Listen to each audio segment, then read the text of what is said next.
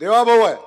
आणि जो शब्द मी आजपर्यंत अनुभव आहे, जो शब्द देवाभाऊच्या कडे दादानी टाकलाय तो शब्द कधीच असा माघारी आला नाही. कधी कधी मला साहेब म्हणतात तो रणजित आला की मला भीतीच वाटते. तो काय मागेल याची गॅरंटी नाही आणि काय सांगेल याची गॅरंटी नाही. एक पहिलं काम झालं म्हणून दुसऱ्याला थांबवा असं काही पद्धतच नाही. पहिल्यावर सही झाली की दुसऱ्यावर सही झाली की तिसरं, पण सही करून चालत नाही. सही केल्यावर गडी असा छाताडावर बसतो ना, ते होईपर्यंत एकदा माणसं वैतागून म्हणतात देऊन टाका एकदा जाऊ दे. या शहराच्या विकास कामाच्या बाबतीतली भूमिका आज अशी बोलतात. मांदेचा बुलंद आवाज ज्याने महाराष्ट्रामध्ये इतिहास खऱ्या अर्थाने घडवला असे महाराष्ट्र राज्याचे ग्रामविकास मंत्री नामदार जयकुमारजी गोरे तथा भाऊ फलटणकरांना भाऊंसाठी जोरदार टाळ्या होऊ द्या. हात वरती नाही म्हणलास तू.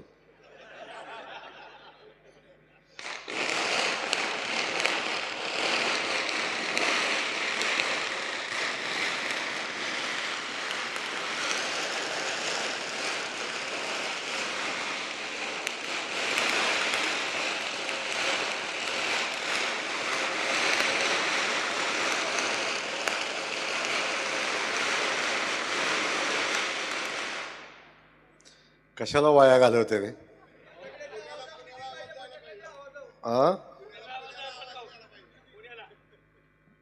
पुण्यात पण नाही ते आता. अच्छा, फलटण शहरानं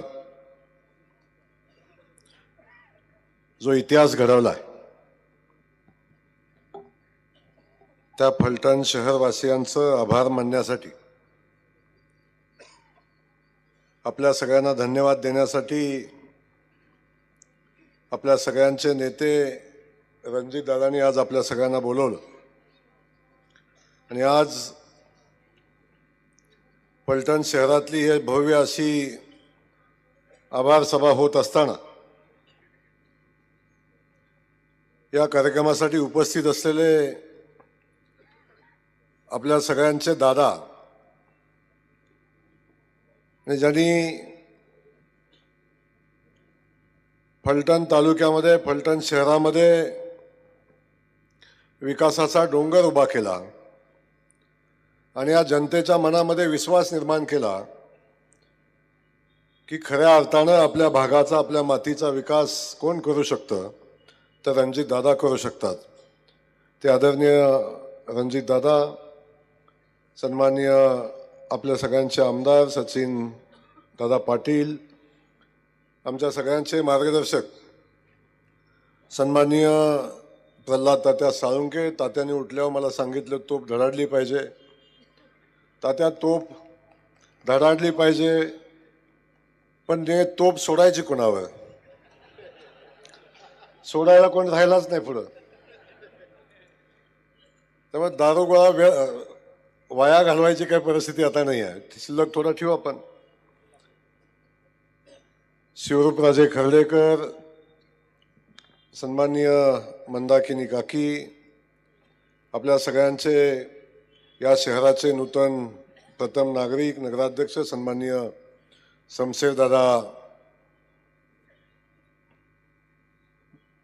नाईक निंबाळकर, या फलटण तालुक्यामध्ये ताकदीनं सामान्य माणसाच्या, महिला भगिनीच्या पाठीशी उभ्या असलेल्या आमच्या सौ जिजामालाताई नाईक निंबाळकर, मनीषाताई नाईक निंबाळकर, दिलीपसिंह भोसले, विश्वासरावजी भोसले, सन्माननीय मिलिंद अप्पा नेवसे, माजी नगराध्यक्ष ॲडव्होकेट नरसिंग निकम, सौ प्रतिभाताई शिंदे, आपल्या राष्ट्रवादी महिला काँग्रेसच्या अध्यक्षा, सन्माननीय DK पवार अण्णा, सन्माननीय सुदामप्पा, अशोकराव जाधव, बजरंगजी गावडे, रामभाऊ ढेंगणे, सोमाशेठ जाधव, देवा पाटील, अनुप शहा, उषाताई राऊत, सागर अभंग आणि अन्य अनेक सन्माननीय या ठिकाणी उपस्थित आहेत.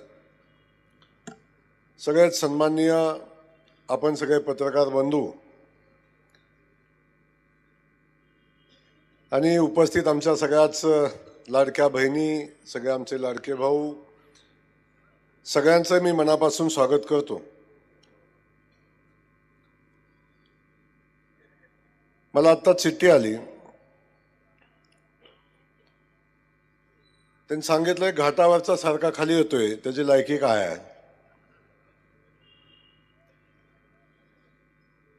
आणि घाटावरच्या माणसानं काय केलं आपल्यासाठी हाही प्रश्न विचारला. काय केलं हे मी सांगतो, पण घाटावरनं येताना मी आता टमटम घेऊन आलोय. मला वाटलं ट्रक घ्यायला लागेल, 1-2 ट्रक तर लागतील असं मला वाटलं, पण त्या बंगल्याच्या वॉचमनचा फोन आला, आमदारकीची निवडणूक झाल्या झाल्या बरंचच गेले आणि आता जेवढं राहिलंय तेवढं टमटम मध्येच बसल, मोठ्या गाडीची आवश्यकता लागणार नाही.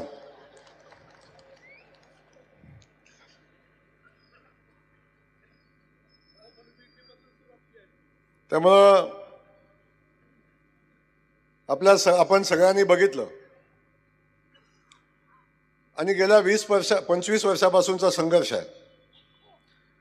मला आठवतं भाऊनी एकदा इथंच कार्यक्रम घेतला होता आणि या स्टेजवरनं दादा तेव्हा मनोमिलन होतं आणि मनोमिलन तोडण्याची सुरुवात त्यावेळी याच स्टेजवरनं झाली होती. भाऊ चिडले, म्हणले त्याला काय फार खाली बोलवू नका, परंतु ही काळाची आवश्यकता होती, काळाची गरज होती. फलटण शहरातल्या या प्रवृत्तीला या तालुक्यातनं घालवण्याची आवश्यकता होती, खास करून सत्तेतनं घालवण्याची आवश्यकता होती. मी अनेक नेते बघितले, अनेक राजकारणी बघितले, पण आपल्या तालुक्यात काम व्हावं म्हणून प्रयत्न करणारा नेता मी आजपर्यंत बघितला असेल, संतोषजी. पण माझ्या तालुक्यामध्ये नीरा देवघरचं पाणी आलं नाही म्हणून प्रयत्न करणारा नेता, माझ्या तालुक्यातली नाईकबुमवाडीची MIDC झाली नाही पाहिजे म्हणून प्रयत्न करणारा नेता, माझ्या तालुक्यातनं पंढरपूरला जाणारी, बारामतीला जाणारी रेल्वे झाली नाही पाहिजे म्हणून प्रयत्न करणारा नेता, माझ्या तालुक्यात जिल्हा उपरुग्णालय झालं नाही पाहिजे म्हणून प्रयत्न करणारा नेता. मी DPDCच्या बैठकीत दादा बघत होतो, दादा बऱ्याचदा DPDC मध्ये हॉस्पिटलचा विषय मांडत होते आणि त्यावेळी हे हॉस्पिटल झालं नाही पाहिजे म्हणून भूमिका घेणारा नेता, या भागाचा दुष्काळ हटला पाहिजे म्हणून प्रयत्न करणारा नेता,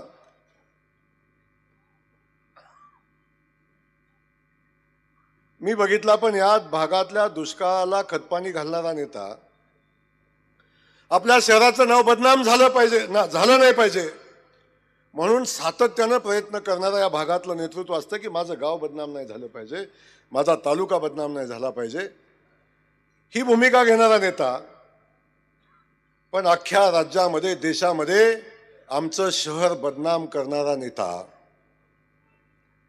हे असलं नेतृत्व मी पहिल्यांदा बघितलं. विकास कामासाठी प्रयत्न करणारा नेता, आता हे पुन्हा म्हणणार नाही, हे पाणी आणण्यासाठी, रेल्वे आणण्यासाठी, हे नाही, आपल्या भागामध्ये विकासाचं काम झालं पाहिजे याच्यासाठी सातत्यानं प्रयत्न करणारा नेता मी आजपर्यंत पाहिलंय. तो विकासापेक्षा माझ्या तालुक्यामध्ये मी सोडून दुसरं कुठलंही नेतृत्व उभं नाही राहिलं पाहिजे म्हणून षड्यंत्र करणारा नेता आपण सगळ्यांनी बघितला. म्हणून मी सातत्यानं म्हटलं की शकुनी मामा, ते शकुनी मामा महाभारतातलं लंगडत चालत होतं.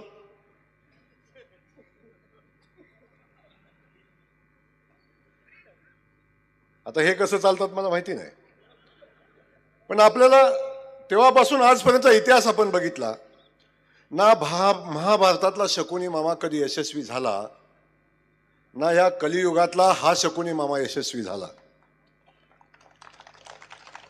30 वर्षाचं रामायण इथं पण घडलं. 30 वर्ष या ठिकाणी रामायण घडवलं. ते रामायण 14 वर्षाचा वनवास संपल्यावर, महाभारत 14 वर्षाचा वनवास संपल्यावर युद्ध झालं आणि ते संपलं. पण त्याच्यापेक्षा अधिकचा काळ या ठिकाणी या शकुनी मामाला इथून घालवण्यासाठी लागला. प्रचंड मोठं नुकसान आपल्या मातीचं झालं. आपण बघितलं, सातत्यानं आपण म्हणतो काय होता असतो तो, काय झाला असतो.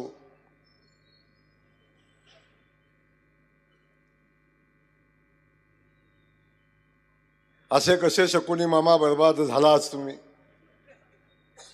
मला या ठिकाणी वेगळं बोलायचं, आज टीकेचा विषय नाही.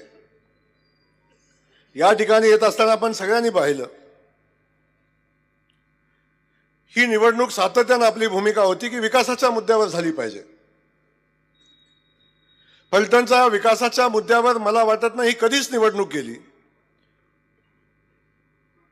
ही निवडणूक आल्यावर आपलं अस्तित्व जेव्हा विधानसभेच्या निवडणुकीच्या अगोदरपासून, जसं दादांच्या खासदारकीची निवडणूक झाली तेव्हापासून हे महाशय सातत्यानं अस्वस्थ होते. अख्खं कुटुंब अस्वस्थ होतं आणि त्यांना कुठं जायचं समजत नव्हतं, काय करायचं समजत नव्हतं. कुठं बसावं, कुठल्या पक्षात जावं, कुठल्या नेत्याकडे जावं, कोणाला मदत मागावी हे कधीच कळत नव्हतं. तेव्हा दादा, मी सातत्यानं सांगितलं, हे कधीही लढवय्ये नव्हते,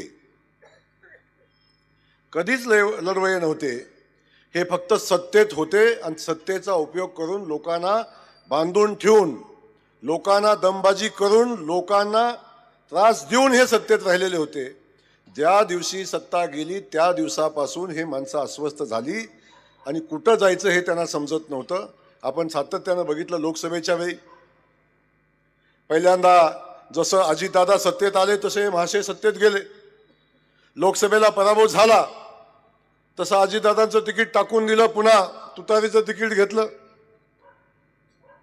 आणि तुतारीचं नुकसान झालं वाटलं की पुन्हा भाजपच्या दारात लोटांगण घातलं, मला घ्या म्हणून. भाजपनं घेतलं नाही. अजितदादांच्या दारात गेले, त्यांनी घेतलं नाही.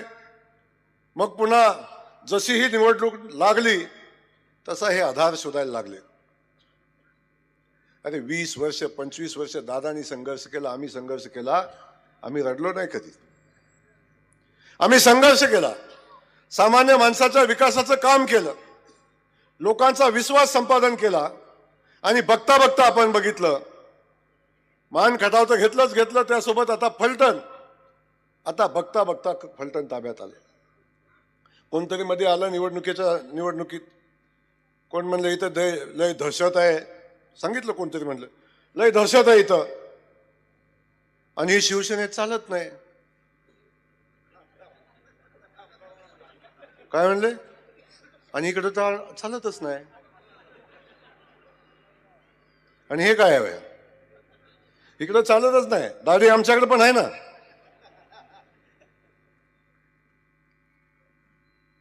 आमच्या नादाला लागायचं नाही. आमच्या नादाला जे लागला त्यांना माझा निरोप आहे की आमच्या नादाला लागला पहिल्यांदा कोरेगावला. संतोषजी, कोरेगावला कुठं आहेत ते? नंतर आमच्या नादाला लागले उत्तरवाले, कुठं आहेत ते? नंतर आमच्या नादाला लागले, कुठं आहेत ते?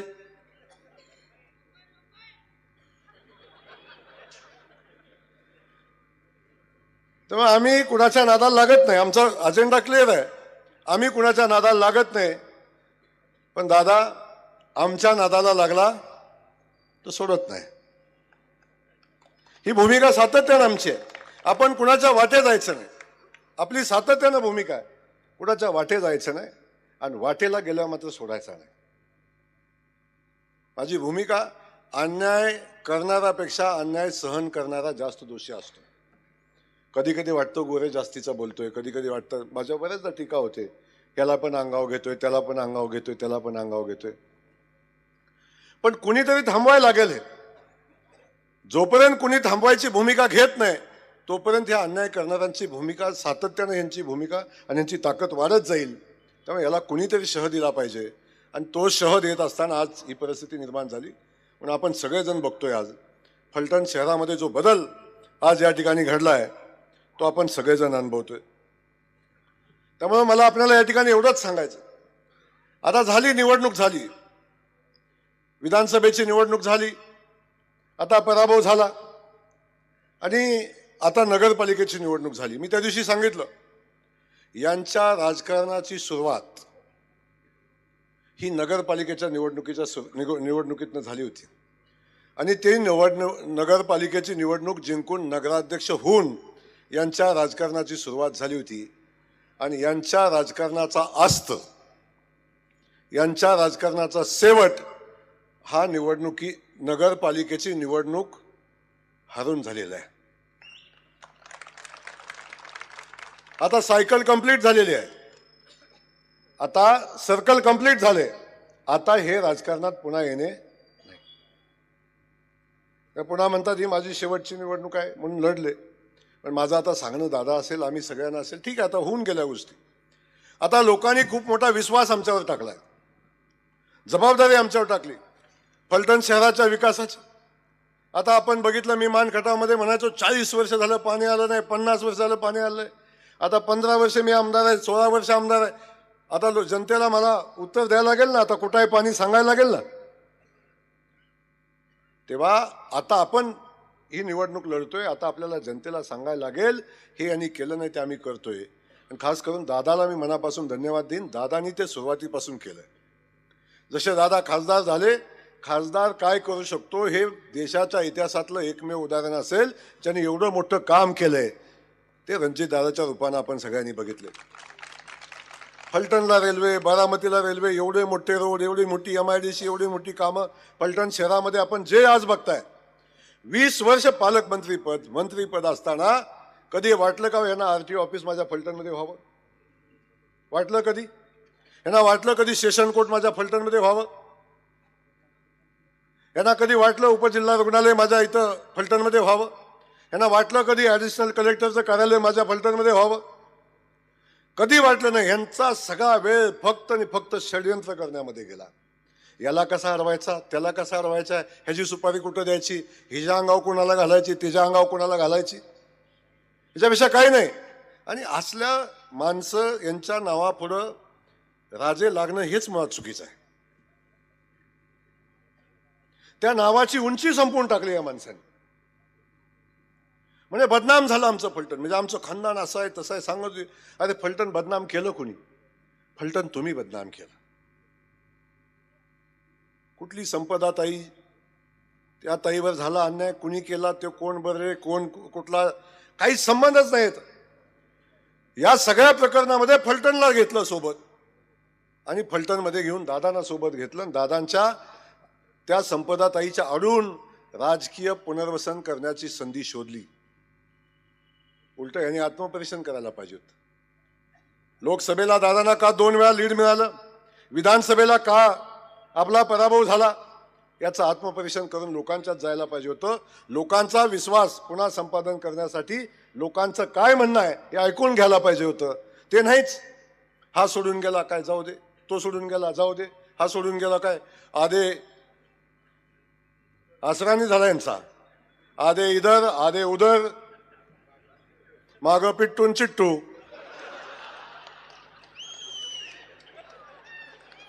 एकाला उठायला येणं एकदाच, एकाला चालायला येणार.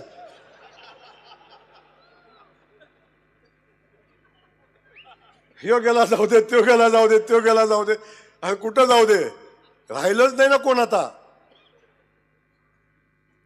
त्यामुळं आपण सगळ्यांनी अनुभव घेतलेला आहे. माझी भूमिका आता ही आहे, आता झालं गेलं सोडून द्या.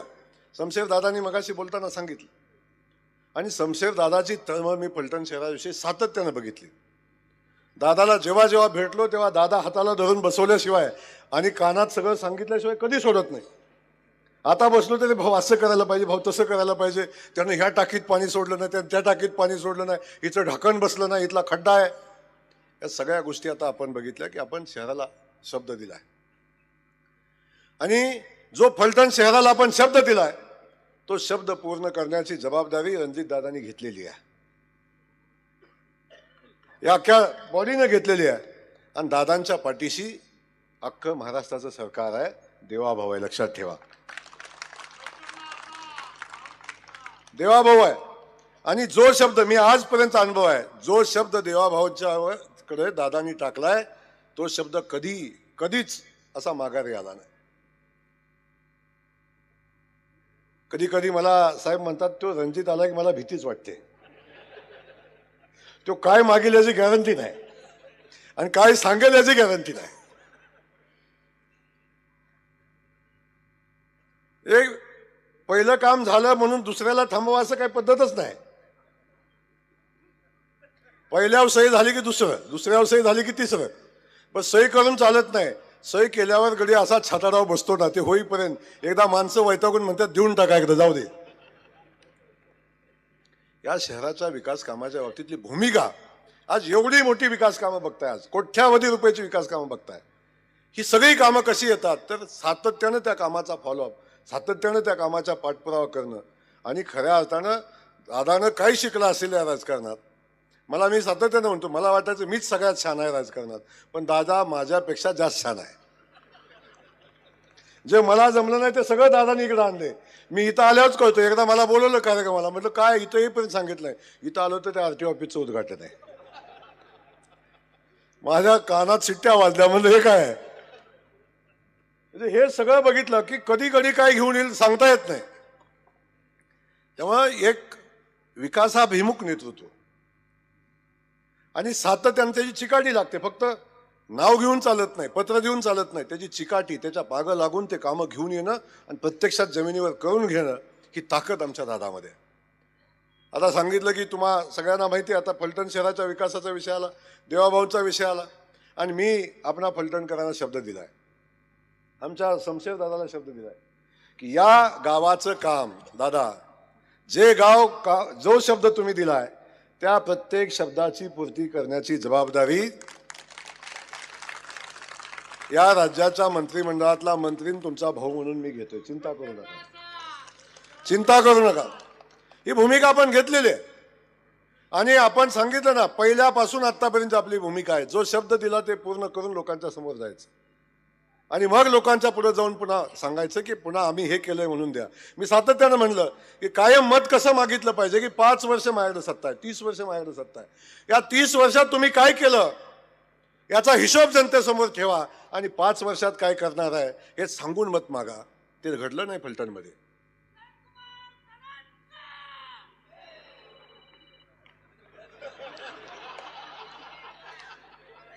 अरे दादा कुठे केला, मी भाव आहे.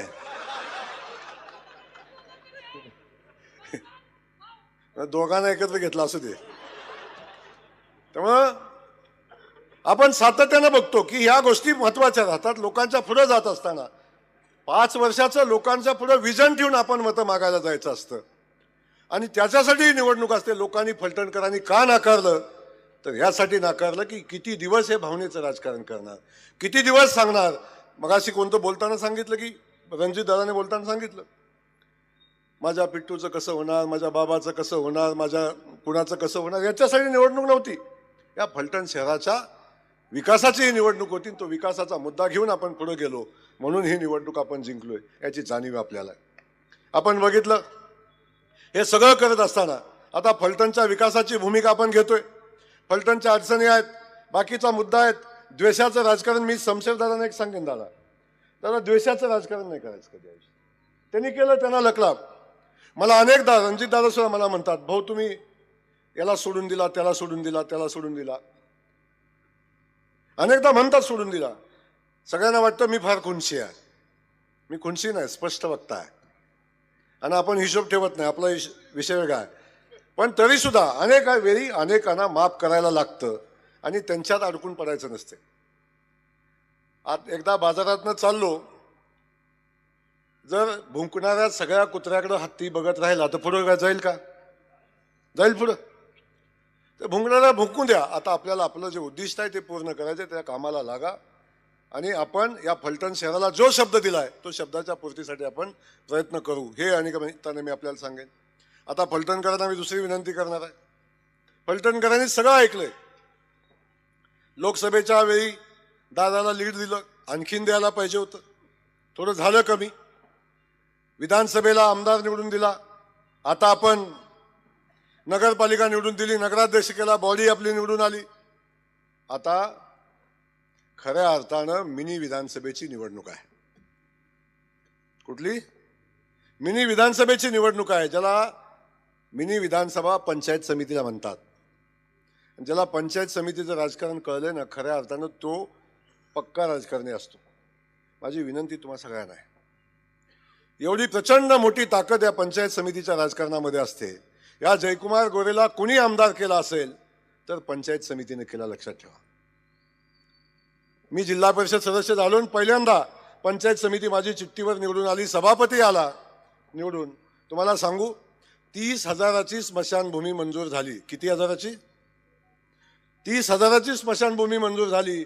त्याच्या उद्घाटनाला आम्ही 80,000 रुपये खर्च करत होतो.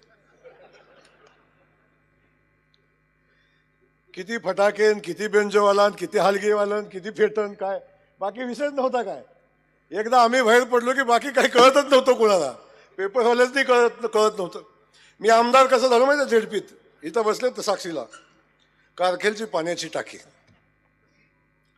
अख्खी 5 वर्ष त्या जिल्हा परिषदला झोप बसू दिलं नाही मी. कारखेलची पाण्याची टाकीन हेडलाईन, अशी पेपरला हेडलाईन असायची. मला अजून काढून बघा, मी जिल्हा परिषद सदस्य असताना किमान 10 वेळा पुढारी पेपरची पहिल्या पानावरची हेडलाईन होती कारखेलची पाण्याची टाकी. टाकी कितीची होती? 35,000ची. ती होती कुठली? दलित वस्तीतली. आणि ती बांधली होती कुठं? सदाशिव तात्यांच्या शाळेत. एक नेरेटिव्ह सेट करायचा विषय होता की काय, कुठला निधी कुठं नेला आणि कसा खर्च केला. त्यामुळे प्रचंड मोठी ताकद पंचायत समितीत असते. माझं सांगणं तुम्हाला एवढंच आहे, आता येणाऱ्या पंचायत समितीच्या निवडणुकीमध्ये सगळ्या कार्यकर्त्यांनी ताकदीनं उभं राहा. दादानी मला सांगितलं, आता दादा म्हणजे तसा खतरनाक गडी आहे. चालू वर्षी बघितलं, नवीन आमदार निवडून आले आणि नवीन आमदार निवडून आल्यावर अजून कुणाला पैसे मिळाले नाही. काय छोटा छोटा निधी आला असेल, आमचं सचिन दादाला काय आला असेल, थोडा नगरपालिकेला थोडा. पण मी जसा ग्रामविकास खात्याचा मंत्री झालोय तसं दादानी माझ्याही मागं कार्यक्रम लावलाय, असे बसू देत नाही. आता येताना मला सांगितलं, भाऊ कार्यक्रमाला येत आहे, काहीतरी दिलं पाहिजे का नाही इथं. आणि 7:30ला नाही पोचला तर त्याच्यावर 1 शून्य वाढेल. इथं आल्या सांगितलं तर 0 वाढवा, तात्याने सांगितलं तर 0 वाढवायची व्यवस्था करा. आज तुम्हाला माहितीसाठी सांगतो की अख्ख्या महाराष्ट्रामध्ये फक्त नवीन निवडून आलेल्या 79 आमदारांना 25-15चे 2.5 कोटी रुपये आपण दिले. सरकारनं 2.5 कोटी रुपये दिले नवीन निवडून आलेल्या आमदारांना. आमच्या दादाने किती आणले तिथं? दादाने आणलेत 10,40,00,000. असं एक गाव नाही की ज्या गावाला काम पोचलं नाही. दादा मला म्हणले, आणखीन काय करणार आहे तुम्ही? त्या दादाचा आकडा बारका नसतोच. पण दादा, मी आपल्याला सांगतो, या सगळ्या गावकऱ्यांना सांगतो, आम्ही सगळ्या आमदारांना 5-5 कार्यालय दिली ग्रामपंचायतीची. 5-5. अभि की तुम्हाला किती आली?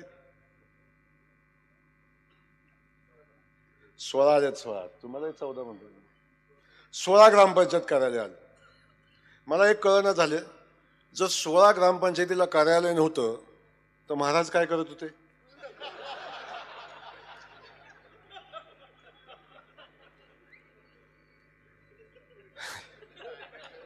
आता मी बोलल्यावर राग येतो, आता पुन्हा काय बोलू. पण करत काय होते मला कळणं झालं. अजून 16 ग्रामपंचायतीला कार्यालय नाही, ते दादांना मागायला लागते. मग 35 वर्ष काय केलं? अजून भरपूर कार्यालय नाही. मग तर माझी गॅरंटी आहे काय केलं त्यांनी. 16 कार्यालय मंजूर केली. आता आपण जवळजवळ 40 कोटी रुपयाचं आपण प्रधानमंत्री ग्राम सडक योजना चालू रस्ते मंजूर केले. पण दादा, आज सांगतो मी तुम्हाला, तुम्ही ही जिल्हा परिषद पंचायत समितीमध्ये दादाच्या नेतृत्वाखाली सत्ता द्या. जर कोटा तुमच्या तालुक्याचा 50 कोटीचा असेल, 50 कोटीचा कोटा सरकारनं तुमच्या आमदाराला दिला, तर हा जयकुमार गोरेचा शब्द आहे, जर पंचायत समितीचा सभापती तुम्ही भारतीय जनता पक्षाचा केला तर 200 कोटी रुपयाचे रस्ते देतो, 200 कोटी रुपये. आम्ही बोलत नाही, फक्त 200 कोटी रुपयाचे रस्ते. आणि ह्या 200 कोटी रुपयात फलटण मधला एकही रस्ता राहणार नाही याची गॅरंटी माझी आहे. एकही रस्ता ग्रामीण भागातला राहणार नाही. आपण बघितलं काय अवस्था आहे.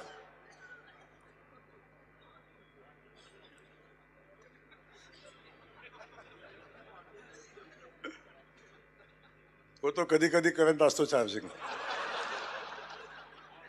मग अशी दादा बोलता बोलता म्हणले मला, भाऊ अशी ग्रामसडक योजना आणा की फलटणच्या ह्या बाजूनं चालू होईल आणि फलटणच्या त्या बाजूने संपेल. मधलाही रस्ता ग्रामसडक योजनेत बसेल. ही कला दादा तुम्हीच करू शकता, दुसऱ्या कोणाला जमणार नाही. मी सांगितलं की साहेब म्हणतात मला भीती वाटते हे काय काम सांगेल. त्यामुळं ही सगळी परिस्थिती आपण बघितली या सगळ्या कामाच्या बाबतीत. ग्रामविकास खात्याच्या माध्यमातून आपण बघितलं असेल. आता सुरुवात आहे, आता काम चालू झालंय. गावाची स्मशानभूमी बांधायची असली तरी माझ्याकडेच यायला लागतं, बरोबर ना. आज स्मशानभूमीतला कट्टा असतो ना, आतला कट्टा, तुम्ही माझ्याकडेच यायला लागतं बांधायला.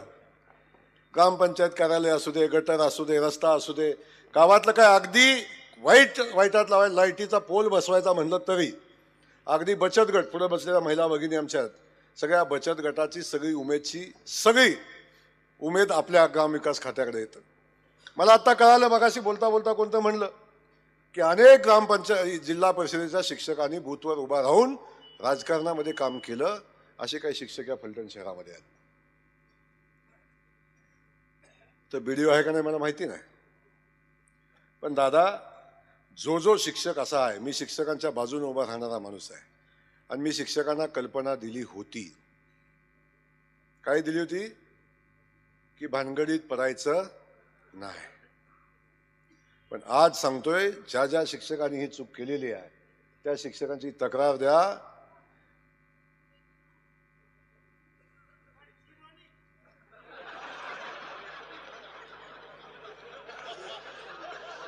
कुठं आवाज नाही आला.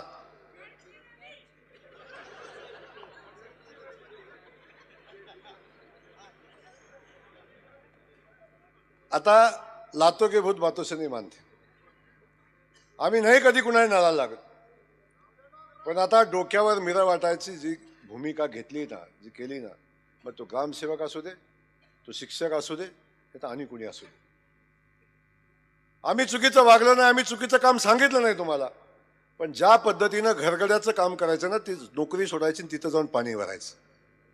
पगार शासनाचा घ्यायचा आणि दुकानदारी चालवायचा धंदा चालू देणार नाही, हे या निमित्ताने मी सांगतो आपल्याला. ही भूमिका ज्यांनी घेतली त्याला भोगायला लागेल. आणि खास करून जिल्हा परिषद आणि पंचायत समितीच्या निवडणुकीत सुद्धा मी सांगतोय, झालं खूप झालं, पण आता एक जरी व्यवस्था उभी राहिली, राजकारणात आली, तर सांगून ठेवतो पुन्हा माफी नाही. त्या सगळ्या गोष्टी आपल्याला पुढे जाऊन करायच्यात. पण माझी विनंती या सगळ्यांना आहे, आपल्या सगळ्यांना आहे, आता हा विजय मिळालाय म्हणून फार फुगून जाऊ नका. लगेच आता आम्हाला कोण नाहीच राहिलं, आता हे फलटणला गेलं, काय पुण्याला गेलं, हे तिकडे गेलं, जयाभाऊनी टमटम पाठवली, आता का होणार नाही. आता असं म्हणू नका. आत्ता इथनं उठा आणि जिल्हा परिषद पंचायत समितीच्या कामाला लागा. 8-10 दिवसात आचारसंहिता लागेल. 8-10 दिवसात पंचायत समितीची आणि जिल्हा परिषदेची निवडणूक लागेल. आणि या निवडणुकीसाठी आपण तयारीला लागा. युद्ध शेवटचा शत्रू मरेपर्यंत कधीही जिंकता येत नाही. लक्षात आलं. जेव्हा शत्रूला सोडलंय तेव्हा शत्रूनं पुन्हा हल्ला केलाय, लक्षात ठेवा. त्यामुळं शत्रूला दुगदुगी सुद्धा ठेवायची नाही. त्यामुळे एक लक्षात घ्या, या पद्धतीची भूमिका घेऊन आपल्याला कामाला लागायला लागेल आणि ते कामाला आपण लागा, एवढी विनंती या निमित्तानं करतो. शमशेर दादा, पुन्हा एकदा आपले मनापासून कौतुक करतो, आपल्याला मनापासून आपल्या कामासाठी शुभेच्छा देतो. आमचे पलीकडे बसलेले आहेत राजे, कुणीही उठू नका. हे म्हणले, सगळेच म्हणतात राजे. आमच्याकडे पण राजा सांगितलं परवा, पण आमच्याकडचा राजा चांगला आहे. त्यामुळं होता संगतीत, पण आता चांगल्या संगतीत आलाय. त्यामुळं माझी विनंती शमशेरदादा, आपण चांगलं काम आपल्या हातून व्हावं. आपल्याला मनापासूनच्या शुभेच्छा. मागे बसलेल्या माझ्या सगळ्या नगरसेवक बांधवांना, भगिनींना मनापासूनच्या शुभेच्छा. आपल्या हातून या शहराची सेवा घडावी अशा पद्धतीची अपेक्षा व्यक्त करतो. धन्यवाद देतो. थांबतो. जय हिंद, जय महाराज.